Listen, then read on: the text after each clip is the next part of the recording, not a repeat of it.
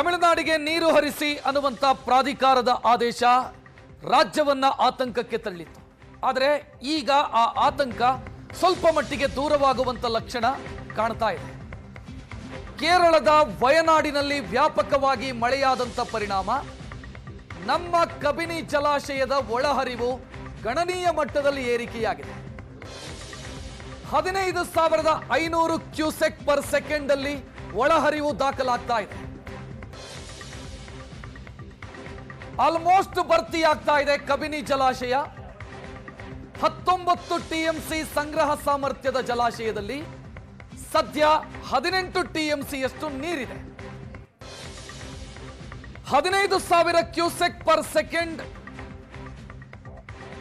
ಒಳಹರಿವು ದಾಖಲಾಗ್ತಾ ಇರೋದು. 15,000 cusec per second ನೀರು ಹರಿದು ಬರ್ತಾ ಇದೆ ಅಂತಂದ್ರೆ 24 ಗಂಟೆಗಳ ಕಾಲ ಇದೇ ವೇಗದಲ್ಲಿ ನೀರು ಬಂತು, ಇದೇ ಪ್ರಮಾಣದಲ್ಲಿ ನೀರು ಬಂತು ಅಂತಂದ್ರೆ ಸುಮಾರು 1.3 ಟಿಎಂಸಿಯಷ್ಟು ನೀರು ಹರಿದು ಬರುತ್ತೆ ಅಂತ ಲೆಕ್ಕ.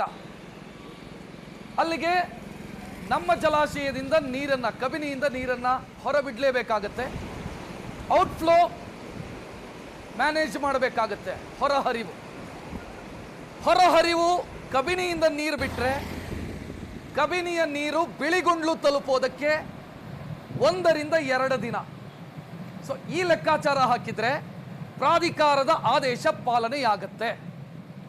ಆದರೆ ಒಂದು ಸಮಸ್ಯೆ ಯಾವುದು ಅಂತಂದ್ರೆ ಮಳೆ ಇದೇ ರೀತಿ ಮುಂದುವರಿಬೇಕು, ಆಗ ಸಮಸ್ಯೆ ದೂರ ಆಗುತ್ತೆ. ಮಳೆ ಕಮ್ಮಿ ಆದರೆ ಇನ್ಫ್ಲೋ ಕಡಿಮೆ ಆಗುತ್ತೆ. ಇನ್ಫ್ಲೋ ಇದೇ ರೀತಿ ಇದ್ರೆ ನಮ್ಮ ಸಮಸ್ಯೆ ಸದ್ಯಕ್ಕೆ ದೂರವಾದಂಗೆ. ಸೊ ಕಬಿನಿ ಜಲಾಶಯಕ್ಕೆ ದೊಡ್ಡ ಪ್ರಮಾಣದಲ್ಲಿ ನೀರು ಹರಿದು ಬರ್ತಾ ಇದೆ. ನಾನು ಆಗಲೇ ಹೇಳಿದೆ 15,000 ಕ್ಯೂಸೆಕ್ ಪರ್ ಸೆಕೆಂಡ್ 24 ಗಂಟೆ ಹರಿಯಿತು ಅಂತಾದರೆ 1.3 ಟಿಎಂಸಿಯಷ್ಟು ನೀರು, ಅಷ್ಟು ನೀರು ನಮ್ಮ ಜಲಾಶಯಕ್ಕೆ ಹರಿದು ಬಂತು ಅಂತ ಲೆಕ್ಕ. ಸೊ ಈಗ ಆಲ್ಮೋಸ್ಟ್ ಭರ್ತಿಯಾಗಿದೆ. 19 ಟಿಎಂಸಿಯ ಜಲಾಶಯ 18 ಟಿಎಂಸಿಯಷ್ಟು ಭರ್ತಿಯಾಗಿದೆ. ಸೊ ಇನ್ಫ್ಲೋ ಬರ್ತಾ ಇರೋದ್ರಿಂದ ಔಟ್ಫ್ಲೋ ಮ್ಯಾನೇಜ್ ಮಾಡ್ತಾರೆ, ಹೊರಹರಿವನ್ನ ಕಾಯ್ದುಕೊಳ್ತಾರೆ. ಹೊರಹರಿವು ಈಗ 10,000 ಕ್ಯೂಸೆಕ್ನಷ್ಟು ಅನ್ನೋ ಲೆಕ್ಕಾಚಾರ. ಸೊ ಇದೇ ರೀತಿ ಮುಂದುವರೆದರೆ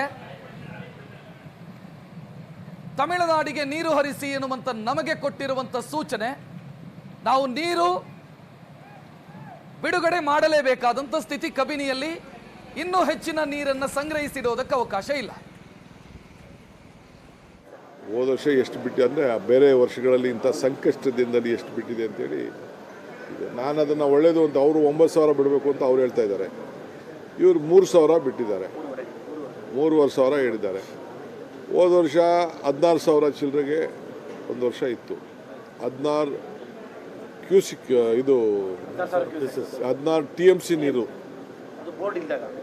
ಅವೆಲ್ಲ ಕೂಡ ನಡೆದಿದೆ ಅಂತ ದಾಖಲೆಗಳೆಲ್ಲ ಇದೆ. ನೋಡೋಣ. ಕಬಿನಿಗೆ ಬಾಗಿನ ಅರ್ಪಿಸುವಂತ ಕೆಲಸವನ್ನು ಆಗುತ್ತದೆ. ಕಳೆದ 2 ಬಾರಿಯಲ್ಲಿ ಈಗ ಬೇಡ ತಡಿಯಪ್ಪ, ನಾನು ಈಗ ಏನಿಲ್ಲದೆ ನನಗೆ ಪ್ಯಾಂಟು ಶರ್ಟ್ ಎಲ್ಲ ಅರ್ಧಾಗ್ತಾ ಇದ್ದಾರೆ.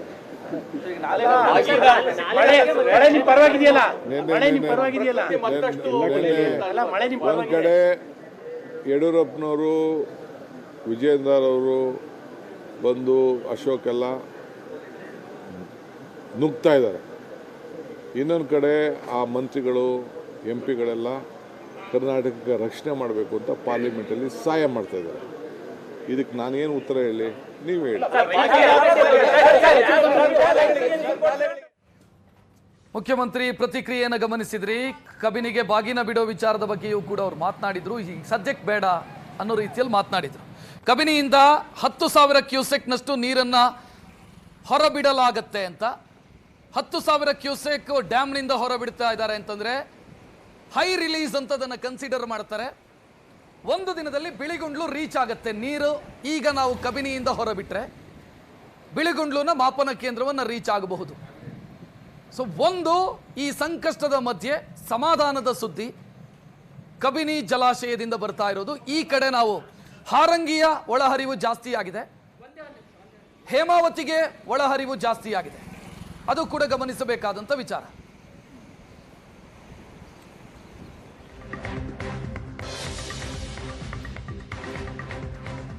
ಕಾವೇರಿಗಾಗಿ ಕರ್ನಾಟಕದಲ್ಲಿ ಆಕ್ರೋಶವೂ ಕೂಡ ಹೆಚ್ಚಾಗ್ತಾ ಇದೆ. ಕನ್ನಡಿಗರ ಆಕ್ರೋಶದ ಮಧ್ಯೆ ರಾಜ್ಯದಲ್ಲಿ ಆಶಾದಾಯಕ ಬೆಳವಣಿಗೆ. ಕಾವೇರಿ ಜಲಾಶಯಗಳಿಗೆ ಒಳಹರಿವಿನ ಪ್ರಮಾಣ ಜಾಸ್ತಿ ಆಗ್ತಾ ಇದೆ.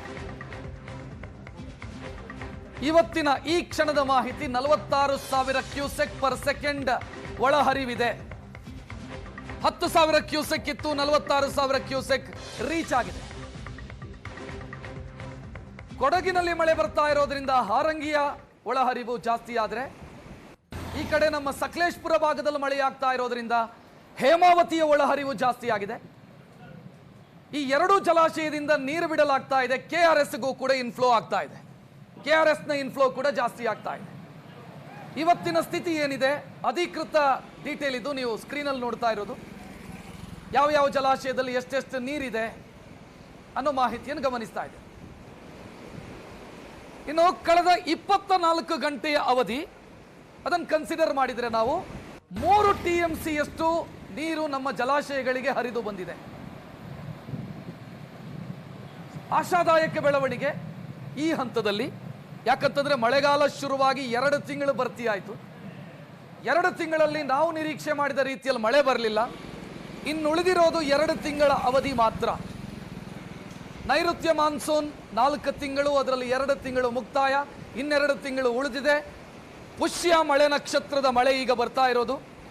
3ನೇ ತಾರೀಕಿಂದ ಆಶ್ಲೇಷ ಮಳೆ ಶುರುವಾಗುತ್ತೆ. ಸಾಮಾನ್ಯವಾಗಿ ಆಶ್ಲೇಷ ಮಳೆ ಆಶಾದಾಯಕವಾಗಿರುತ್ತೆ ರಾಜ್ಯದ ಪಾಲಿಗೆ. ಕಾವೇರಿ ಕೊಳ್ಳದಲ್ಲಿ ಮಳೆ ಬರ್ತಾ ಇರೋದ್ರಿಂದ ರೈತರು ಖುಷಿಯಾಗಿದ್ದಾರೆ. KRSನ ಒಳಹರಿವು ಏರಿಕೆಯಾಗ್ತಾ ಇದೆ. 13,522 ಕ್ಯೂಸೆಕ್ ಒಳಹರಿವಿದೆ, 1,565 ಕ್ಯೂಸೆಕ್ ಹೊರಹರಿವಿದೆ. KRSಗೆ ನೀರು ಬರ್ತಾ ಇರೋದು ನೀವು ಯಾವುದನ್ನು ಕನ್ಸಿಡರ್ ಮಾಡಬೇಕು ಅಂತಂದ್ರೆ ಹಾರಂಗಿಯಿಂದ ಬಿಡಲಾಗ್ತಾ ಇರುವಂತ ನೀರನ್ನು ಕನ್ಸಿಡರ್ ಮಾಡಬೇಕಾಗುತ್ತೆ. ಹಾರಂಗಿಯಿಂದ ನೀರು ಬಿಡುಗಡೆಯಾಗಿದೆ. KRSನ ಇನ್ಫ್ಲೋ ಜಾಸ್ತಿ ಆಗ್ತಾ ಇದೆ.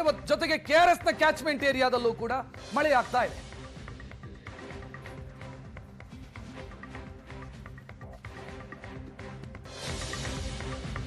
ಮತ್ತೊಂದು ಮಾಹಿತಿ, ಅದು ಹೇಮಾವತಿ ಜಲಾಶಯಕ್ಕೆ ಸಂಬಂಧಿಸಿ.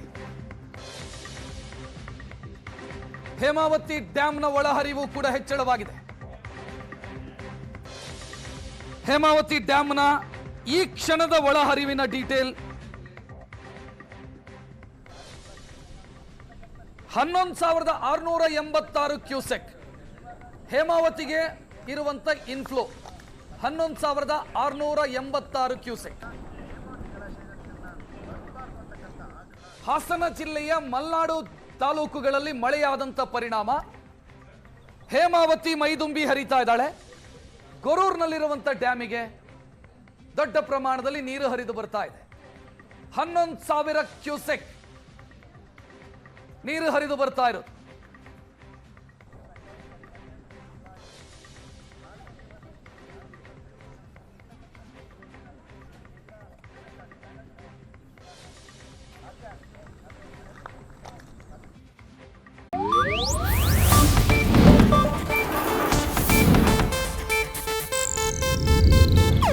ಇದು ಏಷ್ಯಾನೆಟ್ ನ್ಯೂಸ್ ನೆಟ್ವರ್ಕ್ ಪ್ರಸ್ತುತಿ.